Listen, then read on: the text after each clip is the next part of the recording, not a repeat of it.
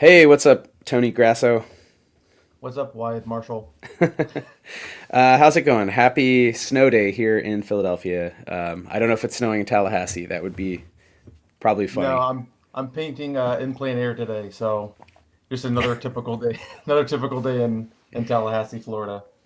Yeah, if we were in plein air, we would be in like a foot and a half of snow. So yeah, we just thought we'd hop on the stream and do some general updates because we're both working Mhm. on the next phase of Danse Macabre medieval horror role playing products. Game pieces. So in this case, a book that's a mega dungeon campaign setting and needs art and maps and such. So we thought, Mhm. why don't we share some of that process? And we could also just talk generally around sort of your process in terms of design and art and give a few updates overall on the campaign, which I will write up for backers, of course, in writing, but we thought it'd be just chill to jump on a stream. So, yeah, with that, the campaign, first of all, thanks to all the backers, went really well. We're really excited. And the first two books, so the Danse Macabre rulebook by Christopher Pickett and the Guide to the Abandoned World, which is 8 additional settings beyond Constantinople, plus solo rules by myself, Chris, everyone. Those books are done, and we're getting proofs from the printer. Mhm. So we're really excited to have the two, biggest, most important pieces because those go together already done. And we're working on the third, which is Unsunken Paris Below. So that's what we're talking about today, which is a campaign setting in Paris.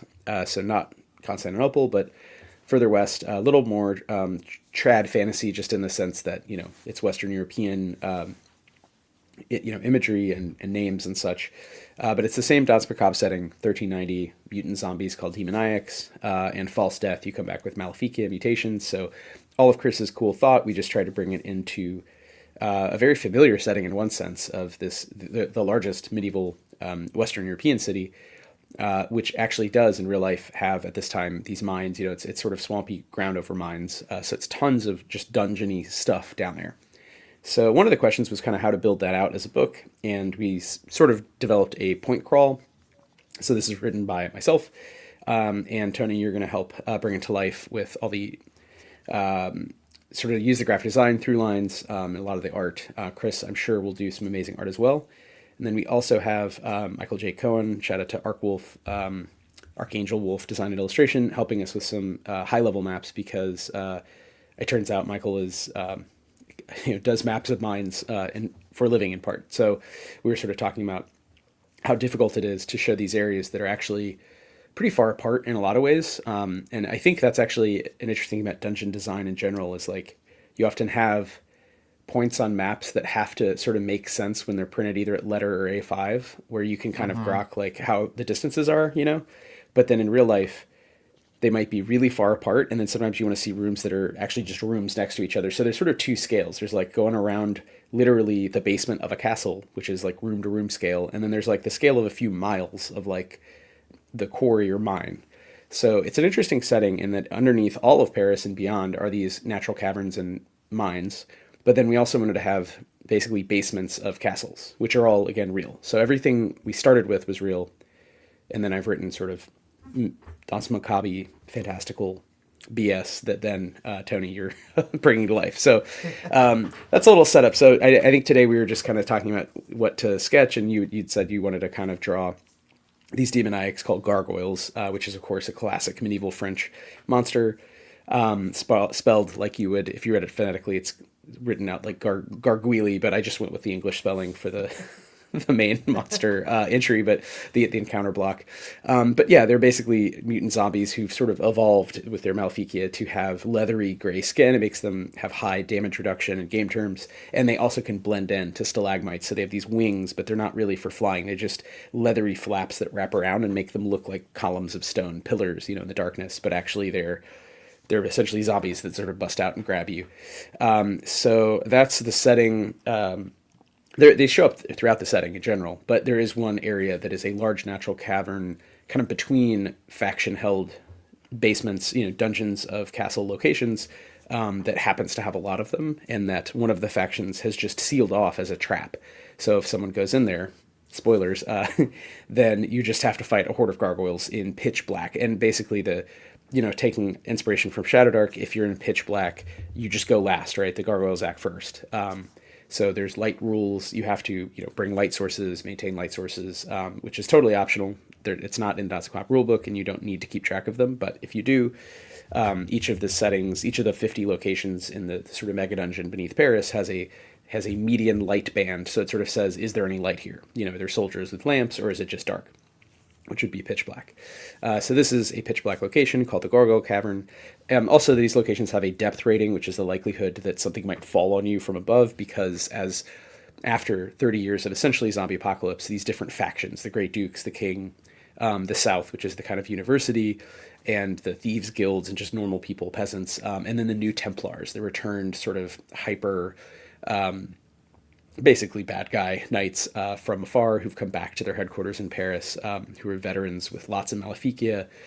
They're all digging underneath and building out their sort of network of tunnels, and there's just a high risk of cave-in. So there's a few different things that every location has, in addition, obviously, descriptions, encounters, NPCs, relics, fun stuff like that.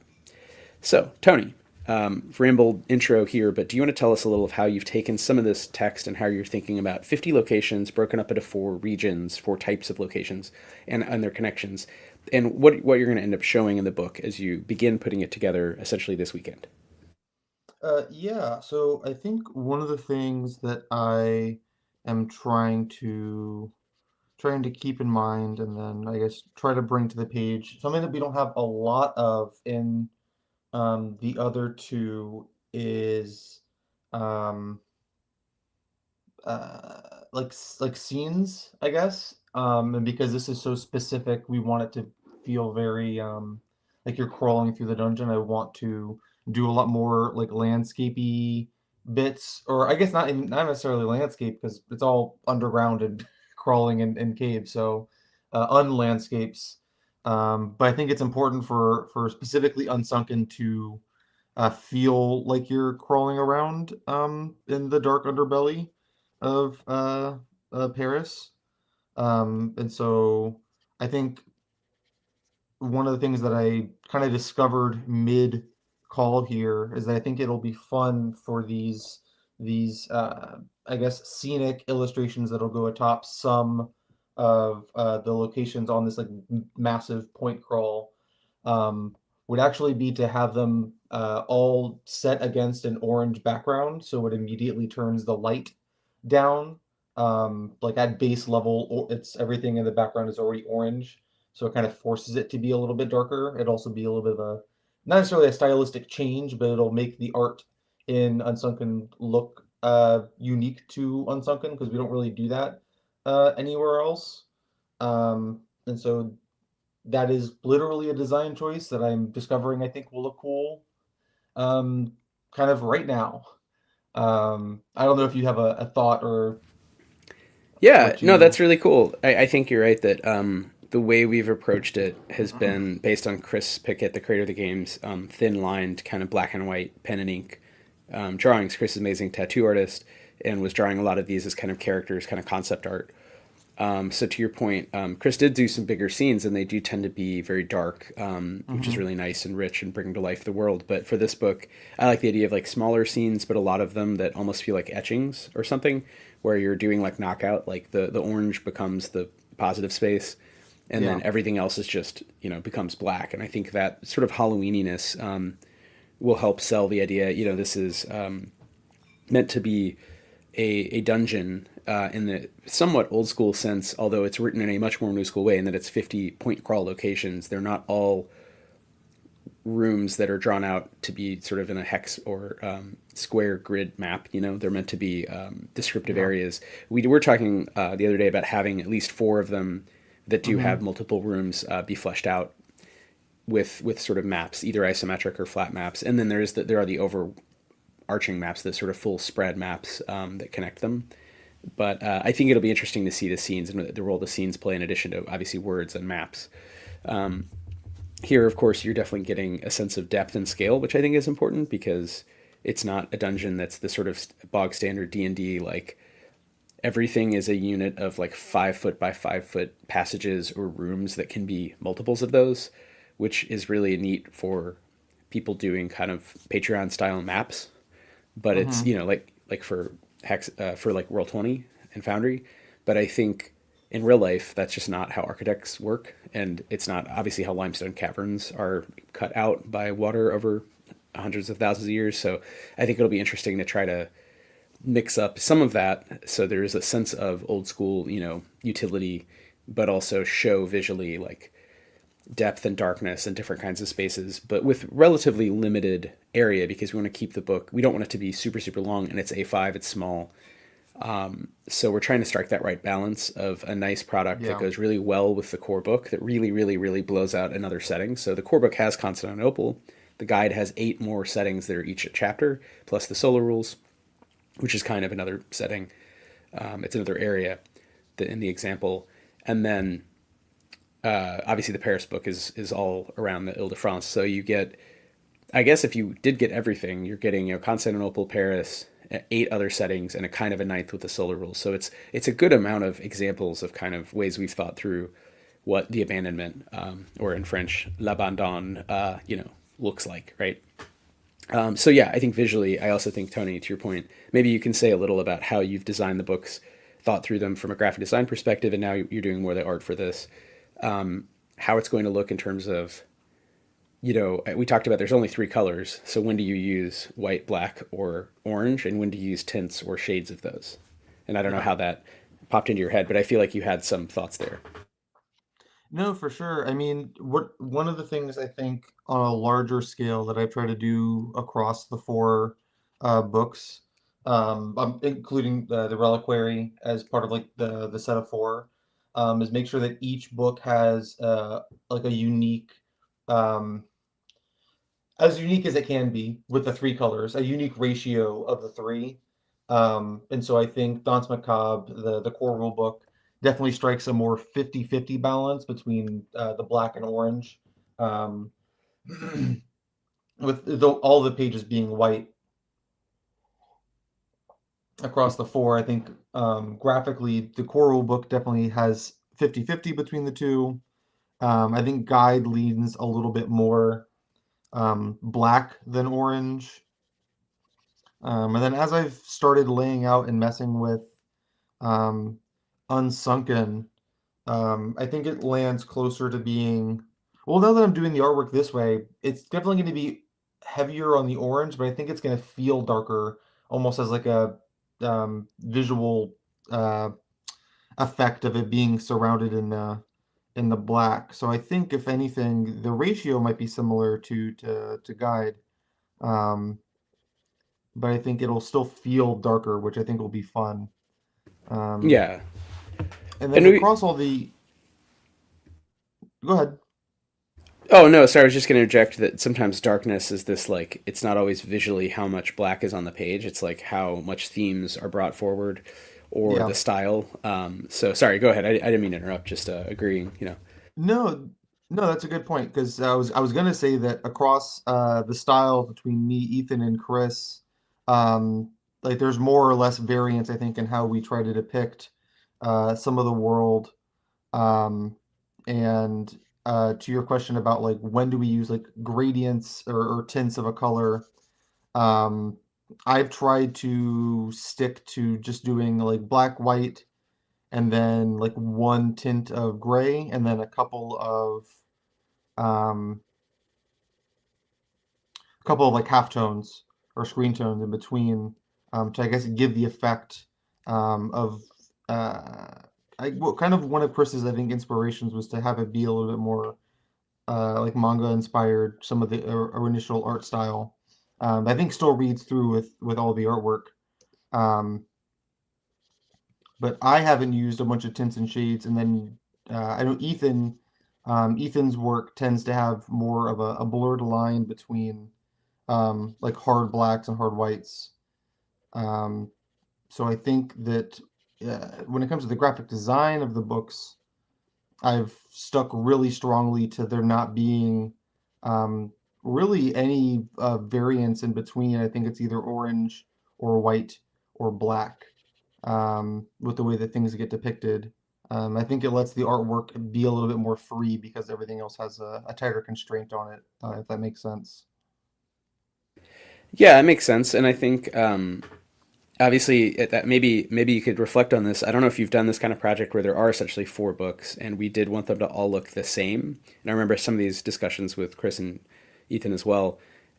But they also have to look different enough where they're not kind of Mm-hmm. boring. Like the design can evolve. There can be distinct sort of not even really sub brands in a strict sense, but just like somewhat different looks across the books. But they all still feel like, oh right, it's the same game.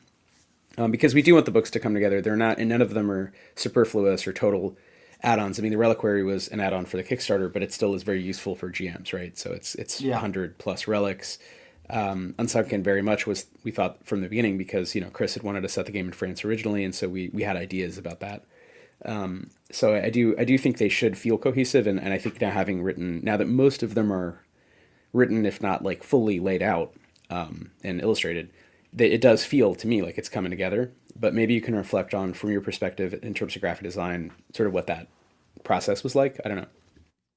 Yeah, it was definitely a lot of trial and error on the first book. So getting the core rule book done was um,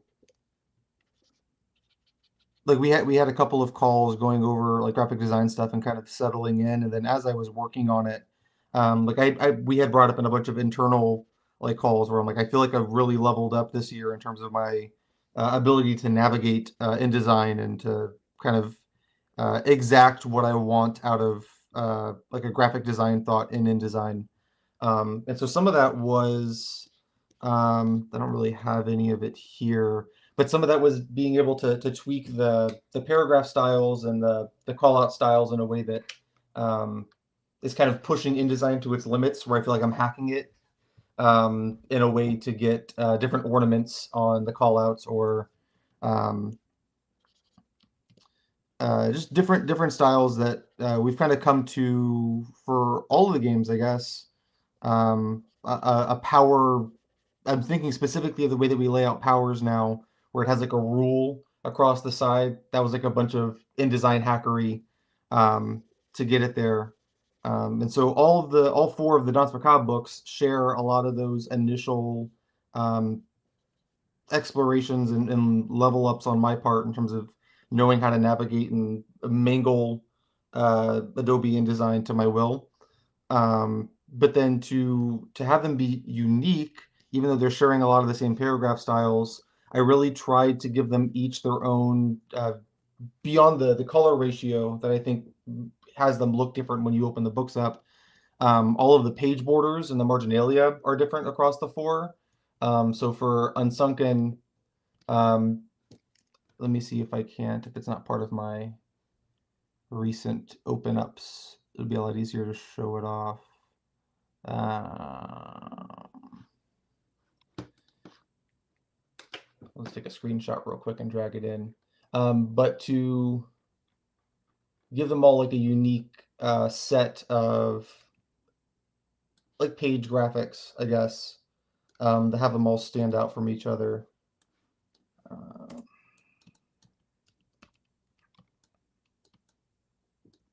so Right. this is a like a drafted, not super well formatted spread from Unsunken. Has a big cathedral like piece at the top that marks off the H1s. Where with the reliquary, not that reliquary,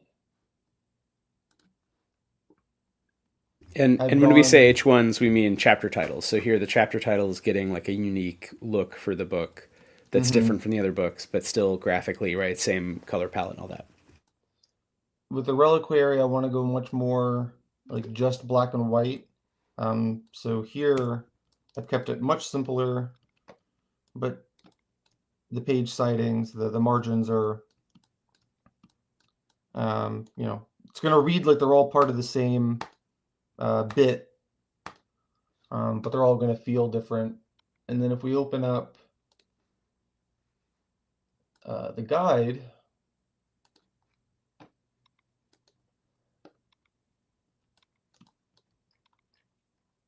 just going to grab one of these real quick.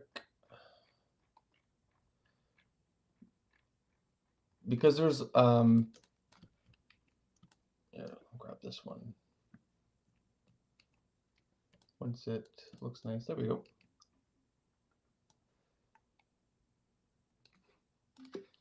Give everybody a sneak peek at a spread or two. But this being at like basically the same kind of page from each of the three books that aren't the rule book itself. Um, they all have like a similar layout, similar formatting, but it should all feel distinct in terms of like the color ratios on them, the specific ornamentation that I've gone with for each. Um, and then Yeah, that's here great. you can see the mangling of InDesign to get these H3s and these author callouts to be a bit fancier and to have ornamentation that doesn't have to be typically hand placed each time. These are just kind of built into the way that the paragraph styles are, which makes making the layout look nice and fancy really easy if you just put in a bunch of um, InDesign strangling beforehand to to get it to bend. Yeah, and that's a big thing with multiple books, right? And many like pages because it adds up. Even though it's A5, and these books aren't terribly long. It is ultimately four books. Even if Reliquary is basically a zine, you add all the front matter and back matter, so the covers, the credits pages, anything like that. In the main book, we have Kickstarter acknowledgments, different kind of reference materials. The character sheet. So it's a lot of graphic design, a lot of pages, and to your point about style, if you can automate that, so it's what's called Mm-hmm. for people who haven't used InDesign or programs like this, you can set up paragraph styles where every single time you use that style, a paragraph will look the same, and that can cover a lot of things with text. To your point, it can cover ornaments because you can do borders and shading and fancy, like swoops to the way that the borders kind of appear, so they're not just sort of it's like a box, but it's a box with truncated corners or double borders on some edges and not others. So you've played with a lot of that and set up these styles so that essentially the books will have this continuity of graphic design, but then to your point, you've drawn different unique sort of repeating page borders and ornaments at the top, and for the H1s, the chapter titles for the different books. So they're graphically in the same family, they're using the same paragraph styles, but they have these different specific ornaments, which are drawing from medieval design. And I think it was really cool that you and Chris got together and looked at so much real reference. So everything started from real medieval, essentially illuminated manuscripts. And at this time, like in Western Europe, this is the radiant Gothic, right? It's this time of a weird mix of it is kind of maximalism in one sense of like a lot of ornament stuff's getting filled in, but there's a lot of minimalism too. So that's again at the edge of the page, and there'll be large areas that are just text or are left blank. And then with architecture as well, you have like buildings that have all this interesting, stained glass and these very complicated architectural features, buttresses and stuff. But really, the effect is to go in and have this minimalist, like it just sort of draws the eye up, and you're in kind of you're ascending to heaven. So it's not meant to be in your way in that sense. So I think it's interesting to have the graphic design of a contemporary book try to like take some of those elements or mirror them. And I think it was cool that you guys like thought through that, and that you've now been able to pull it across four books, which is I think new for all of us since we've worked on Yeah. individual projects together, but not really like, hey, here's like four whole books. Even again, the Reliquary is a zine; it's short, but it has a distinct look, as you're saying, and it needs to be part of a family of books, so that if you did get the three books and the zine, they all sort of stand nicely together. They look the same, and frankly, Yeah. from a like GMing point of view, you want to know where stuff is. You want to not get confused by graphic design choices, which we've talked about before. The sort Mm-hmm. of Merkborg world can be really beautiful, but really annoying as a GM, where you're like, I don't know what I'm 100%. looking at. I don't know where to find the rules.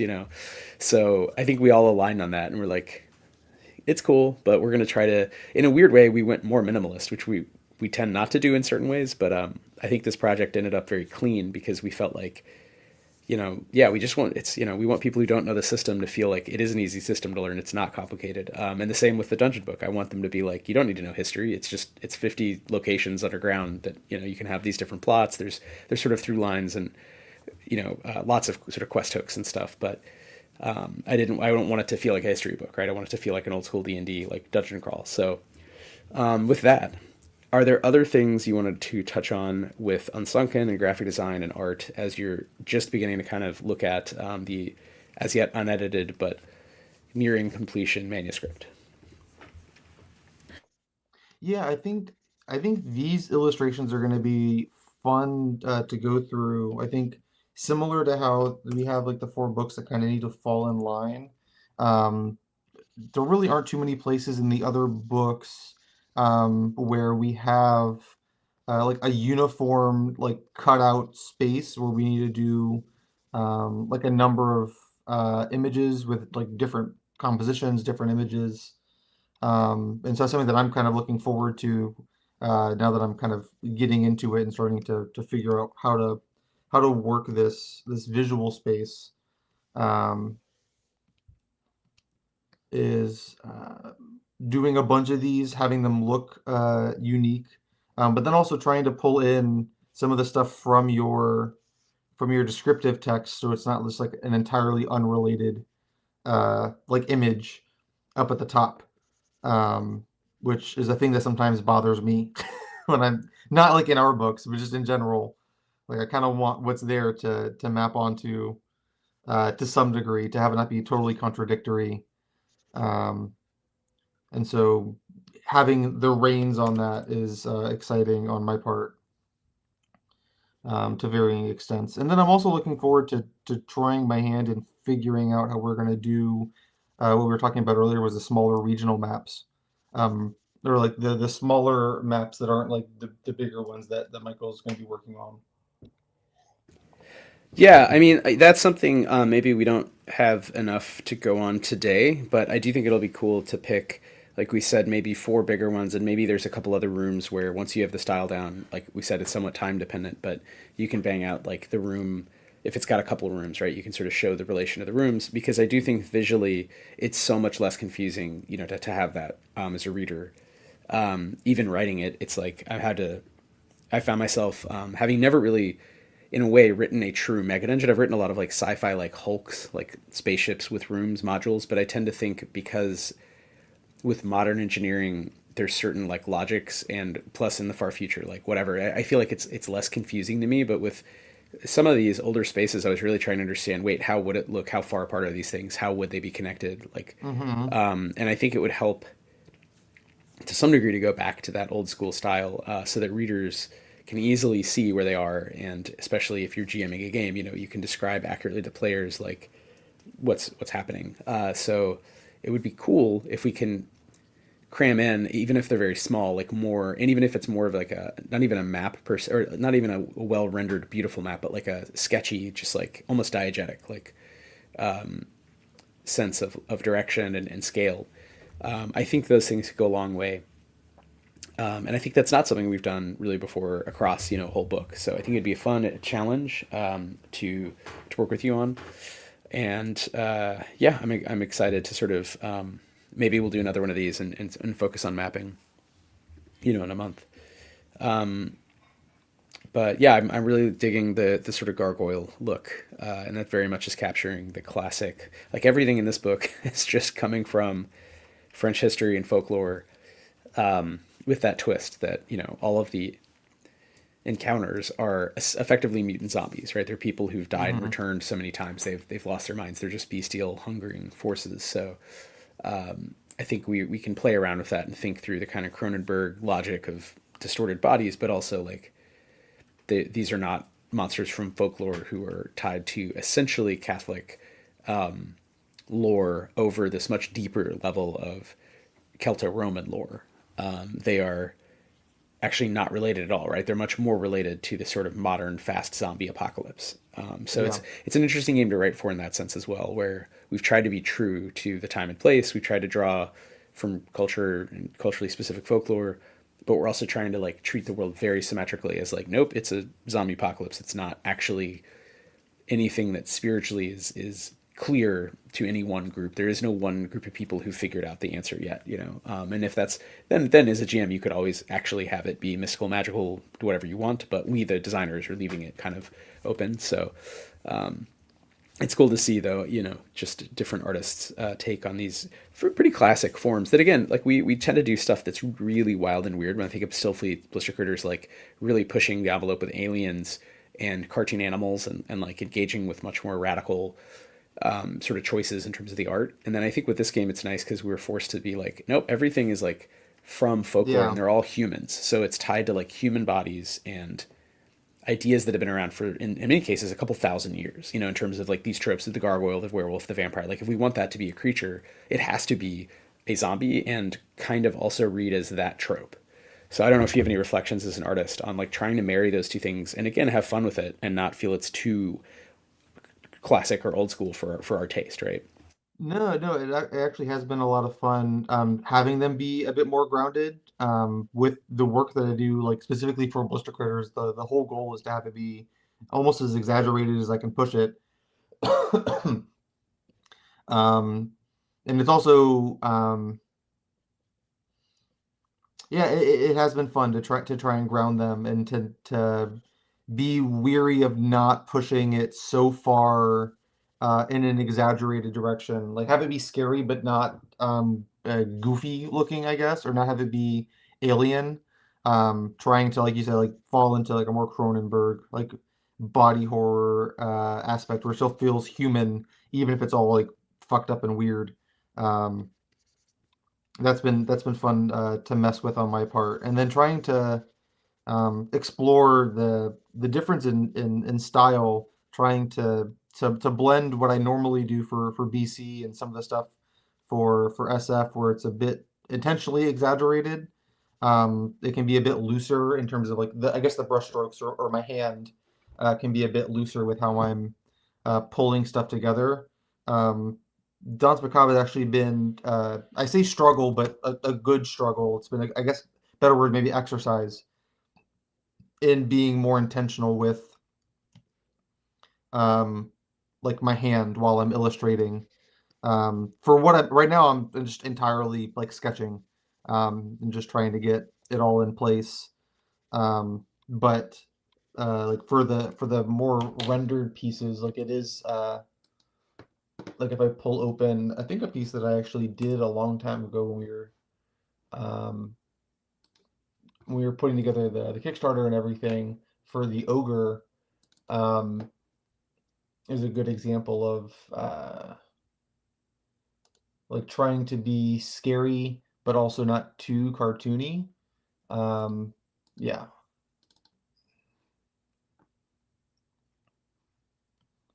Yeah, this is a great one. So the ogre being just someone who's really, really massive, who's become a demoniac. So drawing on the legends of ogres in general, right, which people will know from D&D, but it's a medieval French, you know, word. But how do you show this? Okay, some dude who's really massive died a bunch of times, came back, and is this sort of zombie, but not have it feel like a D&D ogre, right? So I think that's an yeah, interesting challenge. I like and I love the direction here, the sort of somewhat yeah, very anime or manga inspired features. But I think it still fits into this medieval world. yeah. And then like something about like it's definitely a skill to do like the hatching in a way that still looks good.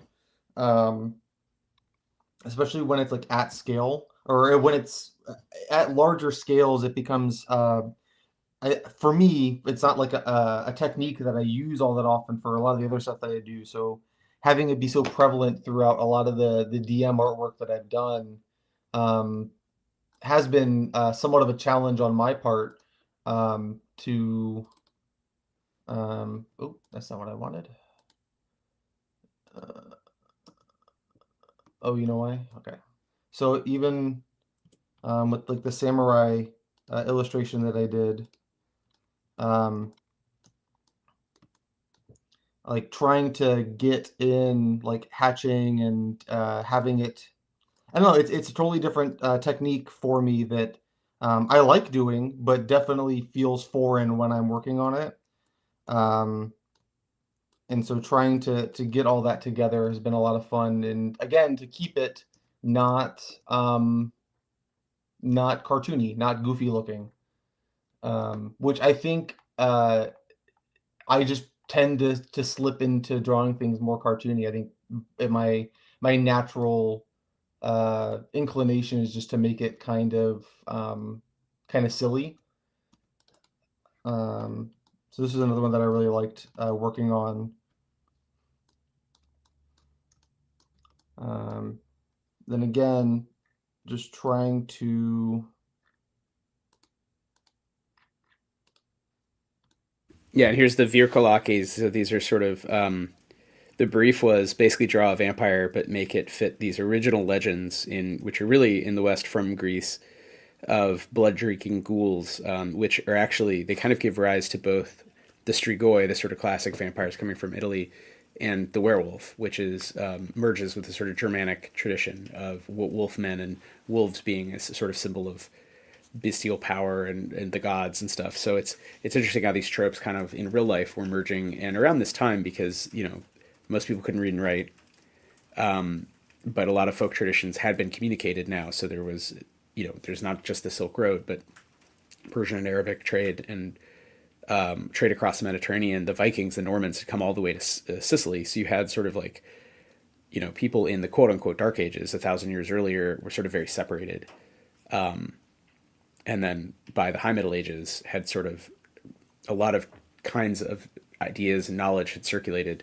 So I think it's fun to think about like at literally around the year 1400 how people that's kind of how Chris and I talked about it when they were we were talking through the logic of their world and like what monsters we would want to feature in the game, and we just decided on the diegetic like what monsters would people think about when they were dying and that they feared they would become.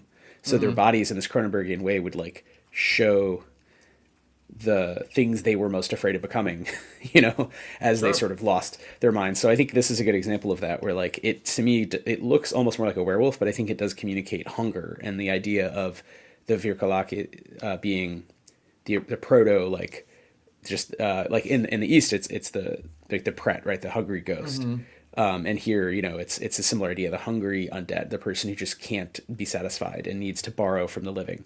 So to Bean Man's point, could you have squeezed more teeth in? I mean, I don't know, Tony. I feel like you've still got some here. Raise the There's tone of still teeth, some. but yeah, There's still some space, yeah, I get that is like a design consideration when some of the demoniacs are like it has like one thing that we're trying to depict, and it's actually a thing that I think about with blister critters as well that isn't terribly unrelated. Um, is the idea is that like these people are dying like a bajillion times and they just keep coming back more and more like fucked up and mutated. It's a little strange to only illustrate them with one mutation. Um, so like I think about that with BC, where it's like you're supposed to be picking up a bunch of mutations. It's kind of weird if I only ever draw them as normal animals with no mutations. It's also kind of strange if like it's supposed to be an older animal and that it's mutated a bunch, or specifically as it relates to DM, these are supposed to be like super mut. They're demoniacs. They're like super mutated. They've died enough times to have lost their humanity. It's kind of strange if they only have not one repeated mutation, which I think is weird, but to only have like one horn, but they're a demoniac. And like, well, they're demoniac, they should have a bunch of stuff going on. Or even if not, like, because as a player, you can have three or four, which is why when I went to do the samurai, I wanted to give them like antenna, and like a pig nose, and give them like a multiple eyes. I tried to. I think it's important. I think that players see that you can be a PC, a player character, and still have two or three right. mutations. That is like normal, albeit like strange. And so I try to think about that with BC, and I think it's something I'm trying to correct for better with future BC artwork. It's something that I've tried to work into the stuff I've done on DM, like with that thought process in mind. I don't know if you have like a comment on that idea. Yeah, I mean, it's not written into the book really, and maybe we could. I don't know, in terms of time and space, how much we want to mess with this stuff. But I do feel like there's a tension there, and we'd have to talk to Chris. It would really be a question for them. But I do think my understanding of it is you get random mutations, but then if you're a demoniac, it's almost like you're tending towards some form, which we've tied, especially in Guide and Unsunken, to folkloric ideas of monstrosity in Mm-hmm. medieval times. The medieval old world, across Asia and Europe and North Africa, which is what we know more about. But then in the other chapters, in East Asia and Southeast Asia and the Americas, we've also tried to pull from those ideas. So I think the idea that there's sort of ideal forms, like these platonic forms of monsters, your body eventually becomes, because in my mind, it's like your unconscious, is Mm-hmm. programmed to think of you that way. So like the Pret, I think the word, I don't know how to pronounce it, but the Tectine, the kind of Sasquatch analog in British Columbia. Here, the gargoyle right underground. And I literally wrote it in Unsunken as a rule. So you're more likely to get the stone maleficium and become a gargoyle if you die underground because you're afraid of that. So it's just meant to be a loop.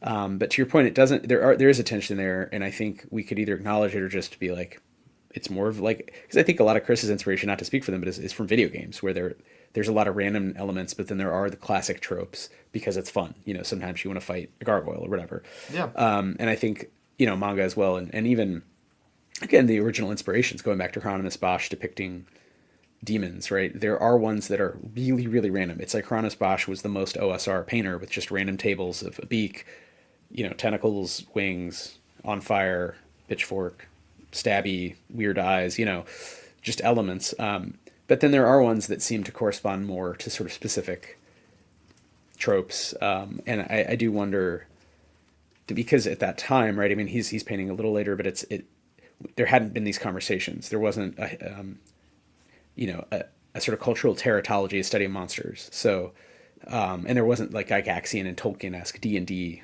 tropes. So I think it's funny that we're trying to like go back to some original sources. We talked with the folks in the Maniculum podcast, which is great. Shout out to medievalists who play D&D.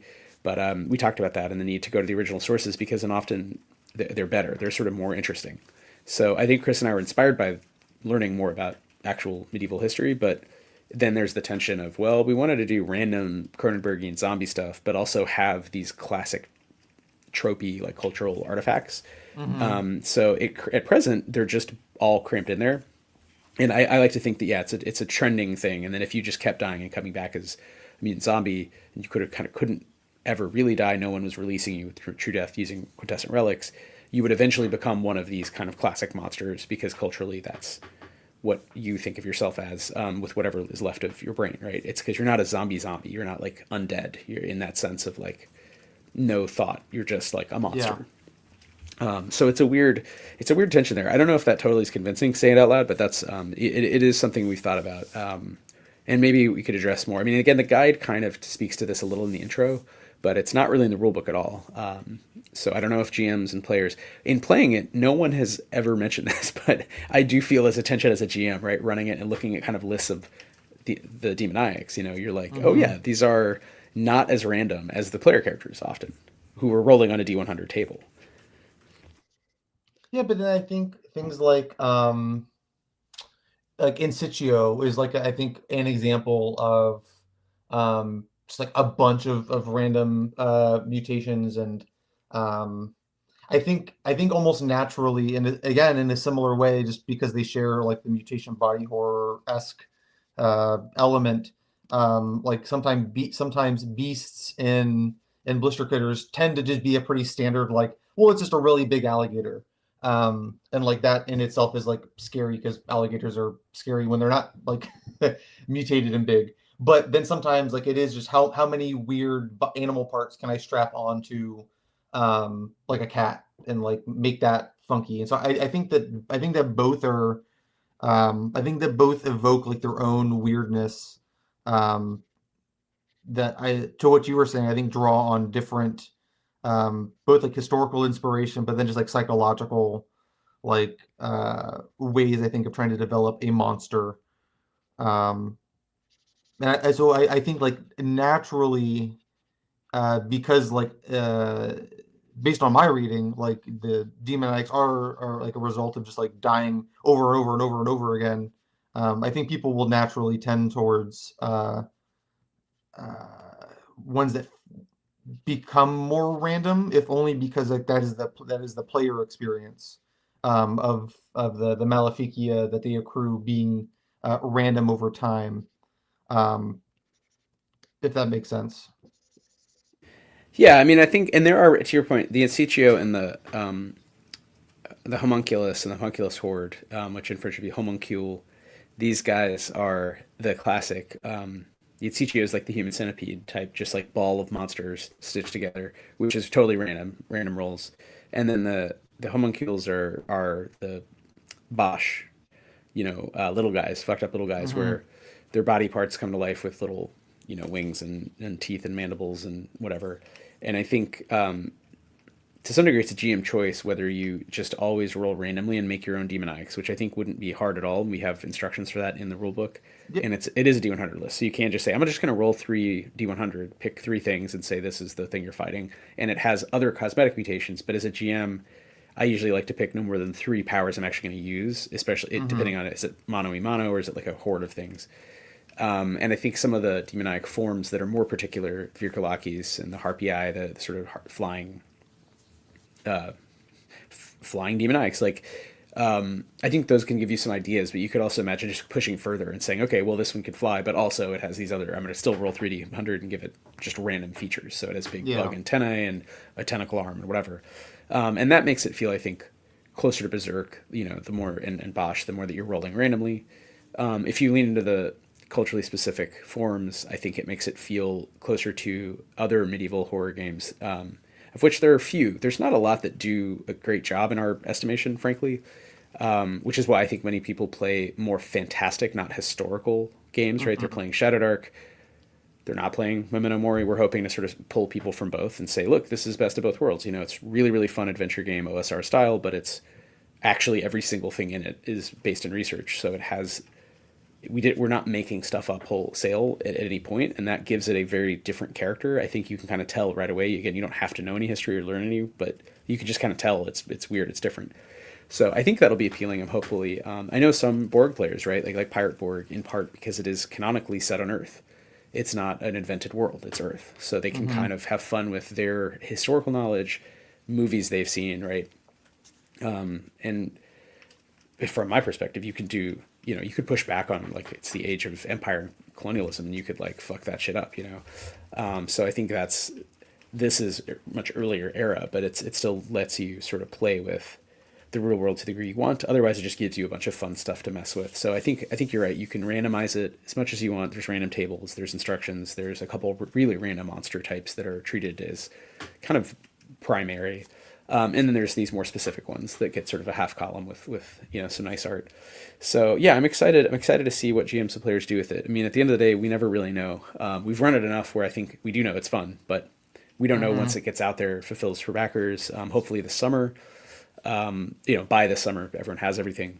Certainly the PDFs we're hoping to get out in the next couple weeks for the main Yeah. book at least. So again, people can judge, and we'll have some time between that PDF going out and print. So we can make some minor changes, but I'm pretty happy with it myself. I take it you are as well, and I, not to speak for them, I take it Chris is as well. So I'm excited, genuinely, for everyone to get their hands on the game and really write their own stuff. I know one of our friends in New York is writing some really cool adventures set in Eastern Europe that are playing with history there that we don't know. So it kind of doesn't feel like fantasy, but it's new, right? Reading that stuff, I'm like, I never knew this, and I never knew these stories, this folklore, and so it is really genuinely exciting when people take the setting, the general novum of the abandonment, and wanting to do a kind of serious Cronenberg fast zombie game, but with this historical specificity, and then give it, kind of anime monsters everywhere, right? And when they take it and do their own thing. So I'm excited. I hope other GMs like,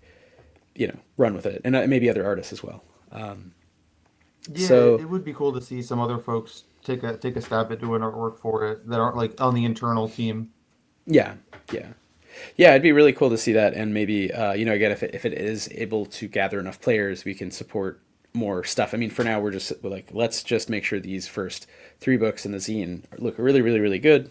But we obviously have some ideas about other places we can go with it. So with that, we're coming up on time. Just wanted to touch base, do this little update. We might do more of these, just updates with people working on our products, so people can kind of see behind the scenes. We've done a little bit of the live illustration, which is super fun, but we wanted to tie it to like, well, what are we actually doing? I mean, in this case, we're bringing this specific product to life. So for people who backed and wanted to play this mega dungeon, well, I'm almost done writing it. Tony's starting to try to figure out, okay, where do we put the art in the book, right? Which is one first step. Maybe we can do another one that's a deeper dive on like kind of InDesign and how you're the process of laying these books out, which is genuinely kind of fun. I found over the years learning more about it, but it's a lot of work and it's different from the actual writing or drawing. Is like where does stuff go and how do we cram it all cram it all in there? Yeah. But for now, Tony, last thoughts, last words. Anything you wanted to highlight? The art is looking really dope. This first piece, but anything else has come to mind in this conversation? No, I think I'm happy with where this piece is going. It definitely is going to help me set the tone and some like rules, I think, for how I want to arrange these smaller location illos. I do like the black on orange. I think it's going to give everything like an immediately darker feel. Um, and this is like a very early sketch period. So what I would probably do next, we don't have time for today, um, is like turn the opacity way down, and then start going in and doing like nicer, finer line work, similar to here, where like this is like the finished illustration, but here you can see like a larger kind of sketched version that I like what started with, I guess. Um, so a little before and after. That's kind of the stage that we wound up at, given the hour that we spent kind of sketching and talking together. No, that's cool. It's really nice to see the difference. I do like the sketch versions as well. I mean, again, it has that immediacy of a wood block, like Mm-hmm. etching print where it's got the roughness, but the roughness is charming and it's not like, oh, you can't draw. It's like you can clearly draw, but it's almost like you're doing it with like a palette knife, just like Yeah, slathering on, cutting stuff away. scratching it So in there. It might be a yeah, cool style to follow for Unsunken, for some of these, for them to be a bit looser. yeah. Um, yeah. Yeah, not to talk trash about people who've been dead for 1,000 years, but that art at the time was terrible. I mean, for the architectural art, the sculpture was awesome. There's really Yeah. cool stuff. There's one of Saint Denis. Saint Denis is the one of the patron saints of Paris. There's a couple. There's the woman who invented like the prayer marathon. But Saint Denis is a martyr from 250-ish around. He was the bishop of Lutetia in Roman times, and he had his head cut off by the Romans. And he's usually depicted in statues as holding his own head. So he's like an old guy with angel wings with a halo, but then he's got his head down here. So it's like a John the Uh-huh. Baptist thing, but much more D&D coded, like the way, because it's medieval. So they all look, Yeah. everyone who's cut into stone looks kind of the same. They're all like short kings, like you know what I mean? They all have like finery and like swords and like it's just like a weird mashup. So I think there's a lot of cool art from the time, but the actual ability to paint figures, they all look like old men. Everyone's face, baby Jesus, Mary, they all are old man Yeah. faces. Yeah. So it's funny to imagine like even the sketchiest sketch you do is like so much better than what any human in this region did, um, you know, at the time. So very, very fun to kind of again, we're not keeping the book fully diegetic because it would be like, I don't know, I guess handwritten in Latin or something. Yeah. So, we are making some improvements. So with that, we will see you in the future. We'll do more of these, probably, kind of chats about process just because people like looking at drawings. And Taylor, Z, you're always invited on again to chat about art. And you're a very good artist as well. So thanks for tuning in, Taylor, Bean, and anybody else who's watching. And if you watch this in the VOD, yeah, this is just, this is studio. Big updates. We have Danse Macabre PDFs going out. Stuff is getting print proofed, making our final tweaks. So it's moving right along. I'll write some updates for backers. Thank you so much to backers. Late pledges are open. The price difference is not great, so if you missed the campaign, please feel free to back us in late pledges. And we're really excited to bring this game to life. And Tony, thank you for your time and your graphic design and art. Yeah. Thanks for having me. It was cool to chat and talk today, and I'm sure we'll be back to do some more sketching and chatting soon. Cool. Well, with that, au revoir. See y'all in the future. All right. Later.